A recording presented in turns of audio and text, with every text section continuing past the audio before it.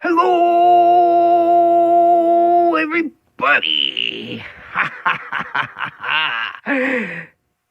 It's Dark Matter with another exciting video. Alright, guys, in this exciting video, I'm going to be teaching you how to make a split jam chuck for your projects like this one. Now, this is a piece of cherry wood, and it's a nice piece of wood, but let's say it was an exotic piece of wood and I didn't want to waste any of that wood. I don't want to waste any of this wood anyway, but what I'm saying is that if it's an expensive piece of wood and you want to utilize as much of it as you can, sometimes it's hard to do that, especially if the piece like this one um, doesn't fit in your chuck right. Now, this one will fit in my chuck, but when I close it, I can close my chuck all the way and it'll crush the corners of it, but then it's loose and it doesn't fit right, and it gets hard to keep it true. So I'm going to teach you how to get around that, and hopefully you can find this useful. This would be great for tool handles or ink pens maybe. It'd be great for ferro rod handles, finials, Christmas tree ornaments, I imagine would be good for. It's really a useful jam chuck to have in your arsenal of wood turning tools, or at least the knowledge on how to make one anyway. Okay, so stick around and we're going to show you how it's done.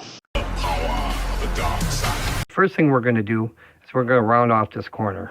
All right, we're going to round off this end to, we're going to try to get it to probably about an inch or maybe a little less than an inch. All right, so let's do that now.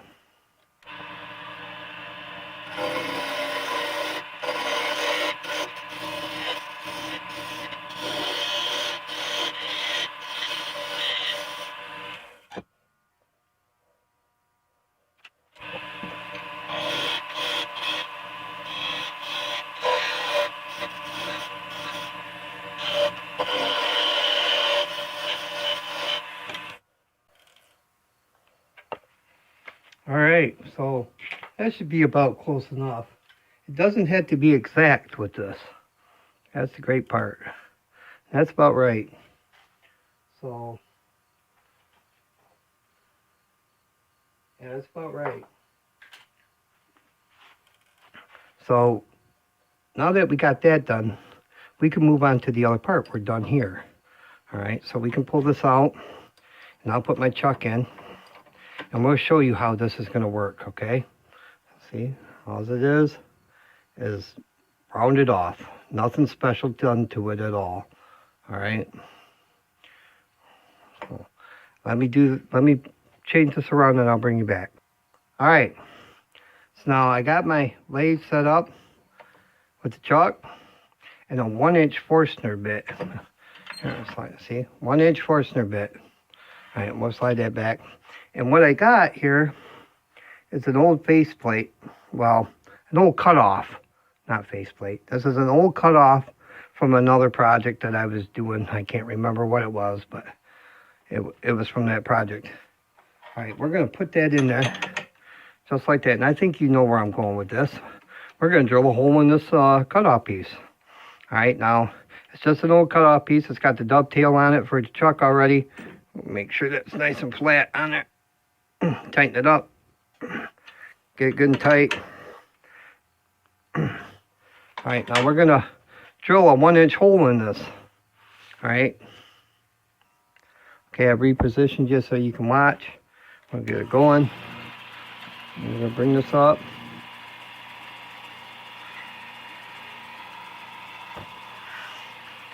And we're going to start going in real slow.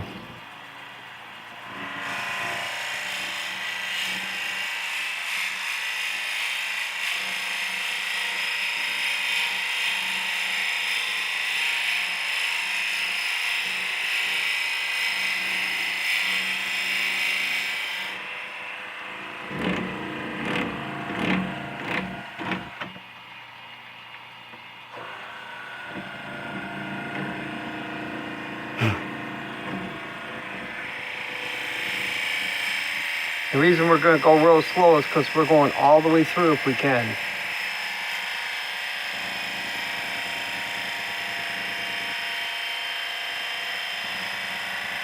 Gotta be careful we don't bottom out on the chalk.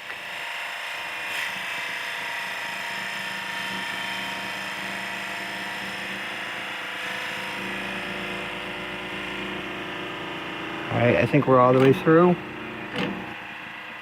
If not, we're very close to it. Alright, and nope, we're not all the way through yet. But you know what? I don't want to take no chances. So what we're gonna do, because we don't want to mess up our chalk. Alright. Chalks are expensive. Alright, and even though I think I got enough room, I'm just gonna flip this around. Just like that. Chuck it up. Nice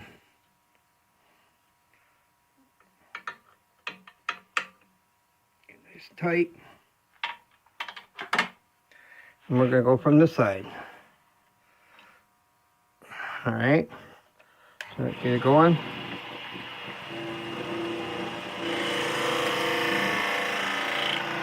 There we go. We're through. We'll pull that out. Shut this off.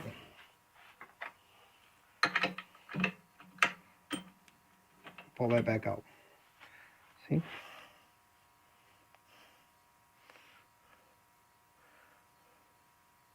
There you go. All right, so now we're stuck with this. This is what we're left with. All right, so now I'm going to show you what we do next, okay? Because I know what you're thinking, just shove that in there and then put your piece. Yeah, you could do that. However, you're not going to get the same tension on it to spin it as you would with the way I'm going to show you next, okay? All right, I'm going to put that back in there the right way and run that Forstner bit through there and clean it up just a little bit. All right, on this step, all you're going to do is you're going to cut a small gap in it and somewhere on it, okay? Because we're so clean here. Yeah, and that's what we're going to do here. All right, 1 second. All right, here we go.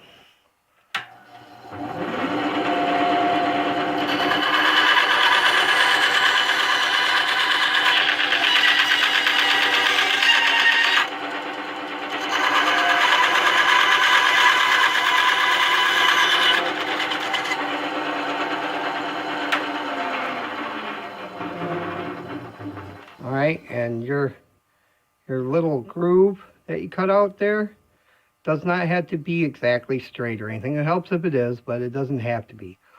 All right, and now we'll go to the next step. All right, so here's our piece. We're gonna slide it right back in there. And what we're gonna do is we're gonna line that, see the groove that we cut in the wood, okay? The groove we cut in the wood, we're gonna line that right up with the groove in the chalk. As much as we can, okay? Now, we're not going to tighten that right up yet, all right? Because remember we cut this round, right? We're going to shove that right in there like that. And we're going to bring the tailstock up so that, here, let me back you up just a little bit so you can see.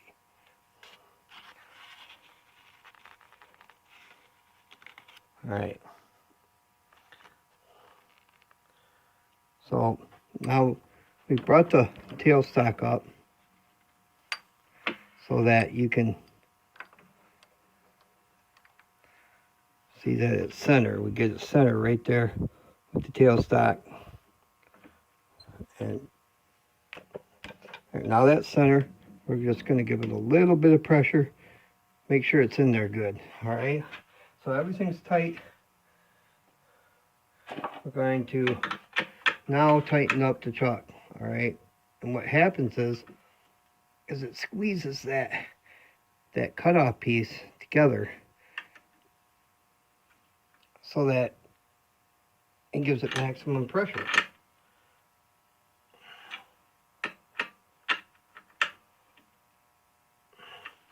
Now, this should be able to do this.